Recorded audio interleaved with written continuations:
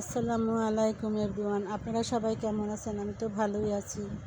আমি আজকে বিভিন্ন প্রকার সবজি দিয়ে, মাংস দিয়ে, মুরগির মাংস দিয়ে রান্না করছি। আর জীবনের প্রথমই রান্না করছি। আর কোনো দিন নিজের হাতে রান্না করিও নাই, খাইও নাই। বাহিরে খাইছি, বাংলাদেশের বাহিরে খাইছি, কিন্তু বাংলাদেশের ভিতরে আমি এরকম মাংস দিয়ে রান্না করতে কেউ দেখিও নাই। আবার কেউ বাসাতেও খাই নাই, নিজেও খাই নাই। আজকে প্রথম রান্না করছি, আমার কাছে অনেক ভালোই লাগছিলো। আপনারাও ট্রাই করে দেখতে পারেন। আসলেই মাংস দিয়ে রান্না করলে সবজি অনেক মজার হয়। আমি সব ধরনের মশলাপাতি দিচ্ছি, কোনটা বাকি রাখি নাই। হয়তো অনেকটা ক্যামেরাতে দেখাইতে পারি নাই, মনে ছিল না। অফ ক্যামেরায় আমি ঠিকই দিয়ে দিছি, আপনারাও ট্রাই করবেন।